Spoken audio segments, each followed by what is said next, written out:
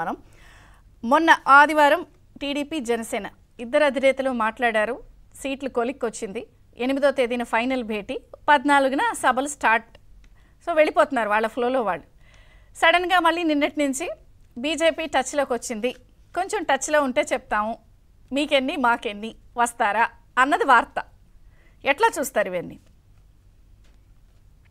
చాలా అందరికీ నమస్కారం అండి. డాక్టర్ గారికి, గురుమూర్తి గారికి, మీకు అందరికీ నమస్కారం అండి. ఇప్పుడు బీజేపీ, జనసేన, టీడీపీ కలిసి వెళ్తాయనేటువంటి చాలా నుంచి అనిపిస్తా ఉంది. పవన్ కళ్యాణ్ గారు కూడా నేను టీడీపీ తోటి ఆయన పొత్తు ప్రకటిస్తూనే నేను ఎన్డీఏలో ఉన్నాను, వాళ్ళని కూడా ఒప్పిస్తాను అని చెప్పేసి అన్నారు. అంటే ఇక్కడే కొన్ని అభ్యంతరాలు ఉండవచ్చు అందరికీ. ఆయన ఒప్పించడం ఏంటి అనేటువంటి విషయంలో అది వేరే విషయం, వేరే కథ. ఇక బీజేపీ గనక జనసేన టీడీపీతో వెళ్ళాలనుకుంటే గనక ఇన్నాళ్ళు ఆలస్యం చేయకుండా ఇంకా చాలా ముందుగానే వాళ్ళు ఒక నిర్ణయం తీసుకుని ఉండుంటే బాగుండేది అనిపిస్తా ఉంది. ఇది ఒక వెర్షన్. ఇప్పుడు ఇరుపక్షాల కేడర్ కలవాలి. ఎందుకంటే ఎవరు ఏమన్నా ఆంధ్రప్రదేశ్ లో ప్రజలకి బీజేపీ మీద ఆగ్రహం ఉంది. అలా దానికి కారణం ఏంటి?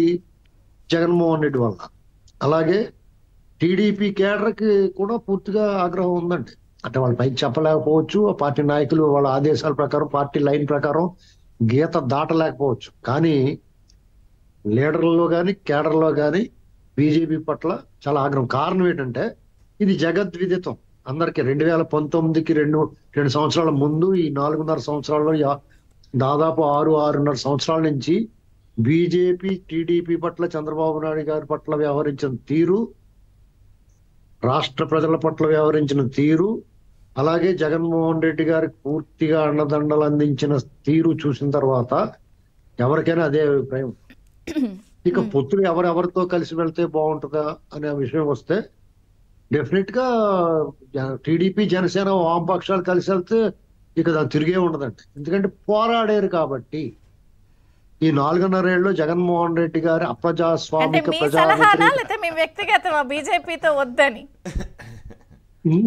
నేను ఒక కామన్ మ్యాన్ గా చెప్తున్నానండి. నేను ఇది ఒక సాధారణ సగటు పౌరుడిగా చెప్తున్నాను. నేను అది పార్టీల నిర్ణయాలకి మనం వాళ్ళ సలహాలు సూచనలు ఇచ్చేంత స్థాయి మనకు లేదు.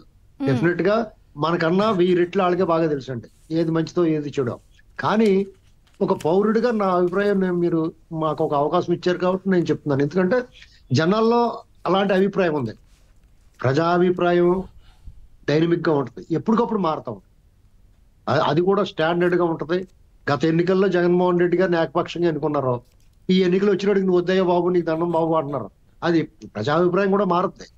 అంటే ఇది ఆంధ్రప్రదేశ్ అయిన గాయం, ఇది కాలం చేసిన గాయమా, బీజేపీ చేసిన గాయమా అనేటువంటి దగ్గర ఒక సందిగ్ధత ఉంది ప్రజల్లో. కాలం చేసిన గాయం కాలమే మానుతుంది.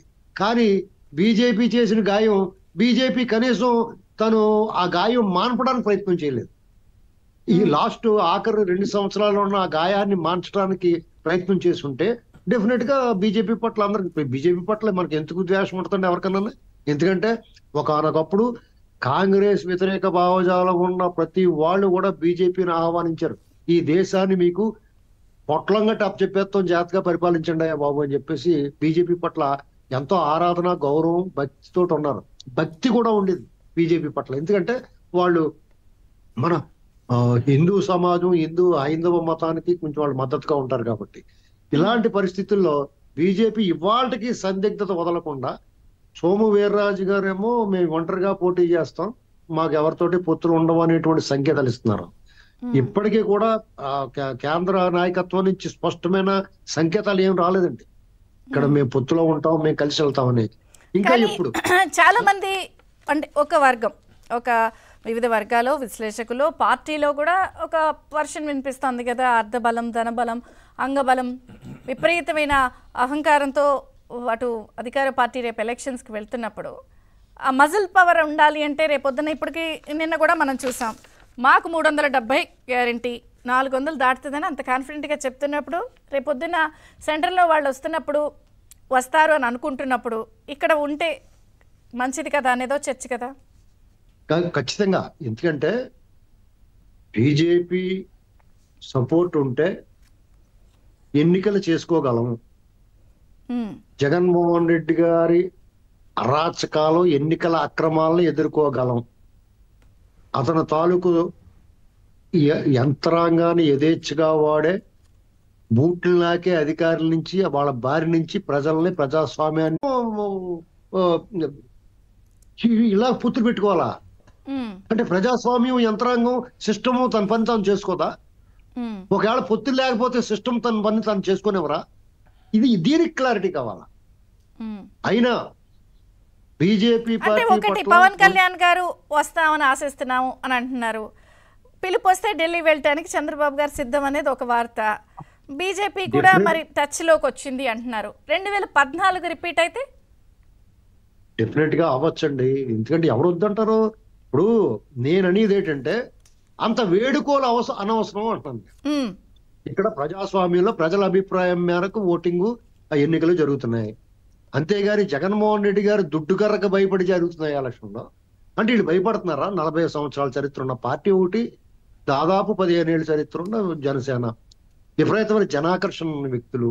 అలాగే ప్రస్తుతం ప్రభుత్వ వ్యతిరేకత తీవ్రంగా ఉంది. రేపు నోటిఫికేషన్ వెలువడినే ఉండి తెలుస్తుంది మీకు వాళ్ళ పరిస్థితి ఎలా ఉంటుందో. అలాంటి పరిస్థితుల్లో మీరు ఇంత ప్రాధాన్యపడాల్సిన అవసరం. ఇది చాలా సుహృద్భావ వాతావరణంలో ముగ్గురు కూడా ప్రజలు యాక్సెప్ట్ చేయాలి కదా. ఒకళ్ళ బలవంతపు బ్రాహ్మణార్థంలో ఏంటండి ఇది? ఉమ్. బీజేపీని ఎవరు వ్యతిరేకించరు. వాళ్ళు వైఖరి ఇవాళకి స్పష్టత లేకుండా ఇంక 2 నెలల్లో ఎన్నికలు పెట్టుకుని ఇంకా దోబూచులు అంటే ఆడతా. పోనీ ఇప్పుడు వస్తే మంచిదేనా? ఇప్పుడు వస్తే ఏంటి, మంచిదేనా కాదా? మీకు ఇందులో ఇందాక మీరు అడిగిన ప్రశ్నలోనే సమాధానం ఉంది. ఉమ్, దుడ్డు కర్రకే సమాధానం చెప్పాలంటే వాళ్ళు ఉండాలి. అవును, ఎందుకంటే వ్యవస్థలన్నిటిని వాళ్ళు గుప్పిట్లో పెట్టినారు. వాళ్ళు అంటే చెప్పింది వ్యవస్థలని కాకపోయినా రేపు రాష్ట్రాలు కేంద్రం మధ్య సఖ్యత ఉండాలన్న వర్షన్ కూడా వినిపిస్తుంది కదా. ఆ విషయంలో మాత్రం రాష్ట్రాల్లో కేంద్రం పట్ల సఖ్యత జగన్మోహన్ రెడ్డి గారికి, మోడీ గారికి, లేకపోతే కేంద్ర పెద్దలకు ఉన్న సఖ్యత లాగా ఉంటే పర్వాలేదు. కానీ ఎన్డీఏలో 2014 నుంచి 19, 18 వరకు, 17 వరకు చంద్రబాబు నాయుడు గారు కూడా ఉన్నారు కదా. ఓకే. ఏం జరిగిందండి? ఉమ్, కాబట్టి వాళ్ళు అవుట్ రేట్ గా మీ రాష్ట్రాన్ని మేము దత్తత తీసుకున్నాం, మీ రాష్ట్రాన్ని మేము అభివృద్ధి చేసి, మేము గత ఎన్నికల ముందు ఏమి ఇచ్చాము, 2014 ఎన్నికల్లో ఏ హామీలు ఇచ్చాము, అంతకు మించి చేస్తామని కొంచెం ఉపశమనం కలిగించవచ్చు. ఆ మాట ఒకళ్ళ నోట్లోంచి రావట్లేదు.